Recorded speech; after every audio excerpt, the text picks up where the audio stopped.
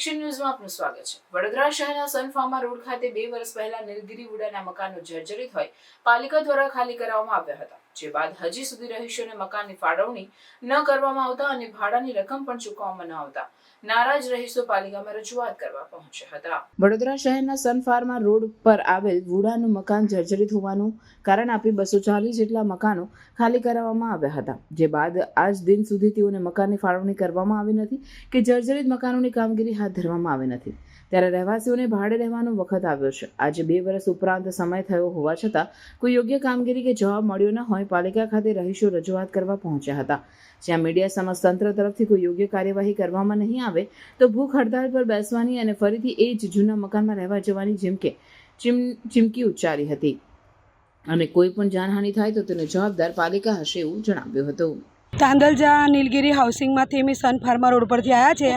2 વર્ષથી અમને ખાલી કરી દીધેલા, ડ્રેનેજ લાઈન કાપી કાઢી, પાણીનું નળ કાપી કાઢ્યું, તો બી અમે 20 દાડા 21 દાડા તો એવા જ રહ્યા, વગર લાઇટે રહ્યા। અમે બનાવી આલીશું, તમને બીજે શિફ્ટ કરીશું એવું કરીને આજે 2 વર્ષ થઈ ગયા। બધા મારી જોડે આવ્યા છે।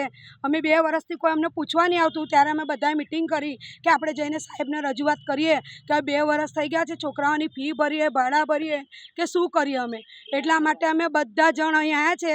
તો રાવપુરા હું 3 મહિનાથી ધક્કા ખાઉં છું। અમે બધા જ જેટલા આવ્યા છે એનાથી ડબલ બધા આવે છે, પણ તોય અમને સીધું જવાબ નથી આવતા। તમને કે અમે 50-50 હજાર ભરવા અમે તૈયાર છે। મેં કીધું સાહેબ તમને અમે એક ઓપ્શન આલીશ કે બિલ્ડર અમારું પાસ નહીં કરતા, કોઈ બિલ્ડર પાસ નહીં કરતા, કોઈ લેતા નથી, તો સાહેબ તમે બિલ્ડરની જવાબદારી તમારી હોય છે, અમારી આમ જનતાની થોડી હોય છે। બિલ્ડર લાવવાની જવાબદારી તમારી, તો બી અમે છતાં 3 બિલ્ડરના નંબર મેં આલ્યા છે, તો હજુ સુધી કોઈ વાત નહીં થઈ કે રેહાનાબેન બિલ્ડર આવી ગયું છે, આવી વાત થઈ ગઈ, તમે શાંતિ રાખો થોડા દિવસ। અને તેના સાહેબ એવું કહે છે મને કે અહીં ઘડે આવવાનું નહીં ઓફિસમાં, તો એમને કહી દો નહીં આવવાનું હોય તો અમે અમારી રીતથી રિપેરિંગ કરાવીને અમે રીતથી રહીએ જ, નહીં તો અમે અંધારામાં બી રહેવા ચાલુ કરીશું। અમને 15 દિવસમાં કે અઠવાડિયામાં ફેસલો નહીં મળે તો અમે દીવા હરગાઈને થઈ રહીશું।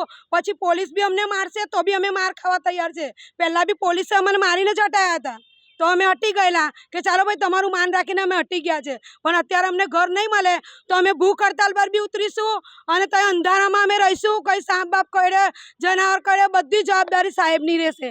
જે અમને એવું કીધું કે જર્જરિત થઈ ગયા છે ને, તો વાવાઝોડું આવવાનું છે ને, એટલે કોઈ પડી જાય મરી જાય તો અમારી જવાબદારી નહીં। કેમ તમારી જવાબદારી નહીં? તમે જ બનાવે, તમારી જવાબદારી કેમ ના હોય સાહેબ? 240 મકાન છે। તકલીફ અત્યારે એવું છે કે અમે ભાડા ભરીએ સાહેબ, કે અમે લાઇટ બિલ ભરીએ, અમને મકાન બી ઘડે અમને ખાલી કરાવી દે છે। અમે કઈ જઈએ સાહેબ? વરસાદ આવવાની તૈયારી હોય ને ત્યારે કહે છે કે વેરા બી તમે જ ભરો। મકાન માલિકો તો અમને આવું કહે છે ને। અત્યારે તાંદલજામાં જઈ બી ખાલી હોય તો અમારી નમ્ર વિનંતી, અમને ત્યાં શિફ્ટ કરી દો કોઈ બી જગ્યાએ। અમે પૈસા બી ભરવા તૈયાર છે, પરિવારના નવેસરથી હપ્તા બી ભરવા તૈયાર છે। અમે રજૂઆત કરી રાવપુરા ગયેલા ને આજે કમિશનર સાહેબને મળવા આવ્યા છે કે સાહેબને મળીએ, સાહેબ કંઈ અમારું ભગવાન તરીકે અમારું કોઈ રસ્તા કાઢતા હોય તો બહુ બેસ્ટ છે।